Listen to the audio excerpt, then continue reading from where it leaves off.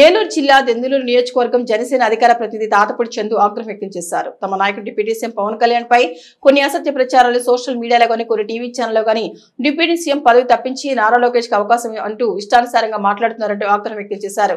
నారా లోకేష్ కి deputy CM పదవి ఇస్తే పవన్ కళ్యాణ్ గారికి సీఎం పదవి ఇవ్వాలని డిమాండ్ చేశారు. ఈ మధ్య కొద్ది రోజుల నుంచి సోషల్ మీడియాలో గానీ వాట్సాప్ లో గానీ అనేక గ్రూపుల్లో గానీ ఈ ఏబిఎన్ రాధాకృష్ణ అలాగే టీడీపీ అధికార ప్రతినిధి అనేక మంది చాలా వైరల్ చేస్తున్నారు. ఏమనంటే నారా లోకేష్ ని ఉప ముఖ్యమంత్రి చేద్దామని. మరి చేసేద్దాం, మీరు చెప్పినట్టే నారా లోకేష్ గారిని ఉప ముఖ్యమంత్రి చేద్దాం. మరి ప్రజాదరణ పొందినటువంటి వ్యక్తి, ప్రజల కోసం నిరంతరం పోరాడుతున్న వ్యక్తి, అలాగే ప్రజా ప్రయోజనాల కోసం, ప్రజల అభివృద్ధి కోసం పాటుపడుతున్నటువంటి ఏకైక నాయకుడు, ప్రజానాయకుడు అయినటువంటి ఉప ముఖ్యమంత్రి పవన్ కళ్యాణ్ గారిని మనం ముఖ్యమంత్రి చేద్దాం. ఆయన ఉప ముఖ్యమంత్రి చేద్దాం, ఈయన ముఖ్యమంత్రి చేద్దాం.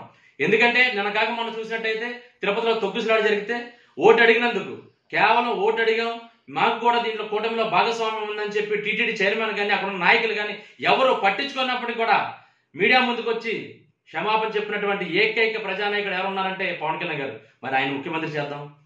మరి 100% స్ట్రైక్ రేటింగ్ 21-21 దేశంలోనే మొట్టమొదటిసారిగా వచ్చినటువంటి రిజల్ట్ అన్న ఏకైక నాయకుడు కానీ ఏకైక పార్టీ కానీ ఉందంటే అది మా పవన్ కళ్యాణ్ గారిని కూడా మరి మీకు తెలియజేస్తున్నాం. మరి ఆయన ముఖ్యమంత్రి చేసేద్దాం. మరి అదేవిధంగా గిరిజన ప్రాంతాల్లో ఎవరు వెళ్ళలేని పరిస్థితి, కనీసం అక్కడున్న ప్రభుత్వ అధికారులు వాహనాల్లో కూడా వెళ్ళలేరు. ఎందుకంటే వాళ్ళకి భయం, మందు పాత్రలు పెడతారు, లేకపోతే అక్కడున్న మావోయిస్టులు నక్సలైట్లు ఉంటారని.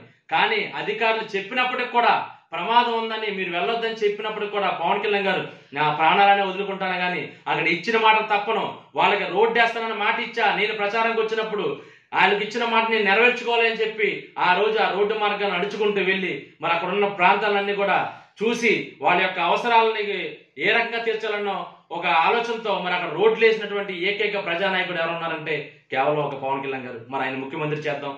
మరి అదేవిధంగా ఈ రోజు చూస్తే 17,000 కోట్ల రూపాయలు స్టీల్ ప్లాంట్ తీసుకొచ్చారు. మరి దానికి ఎవరండి కారణం? పవన్ కళ్యాణ్ గారు. మరి అటువంటి ఆయన్ని ముఖ్యమంత్రి చేద్దాం. ఇన్ని అర్హతలు ఉన్నటువంటి ఆయన్ని ముఖ్యమంత్రి చేద్దాం. అలాగే నారా లోకేష్ గారిని ఉప ముఖ్యమంత్రి చేద్దాం.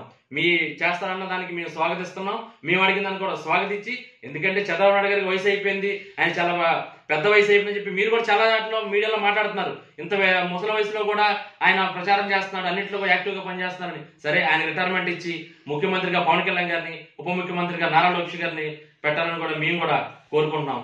జై జనసేన, జై హింద్.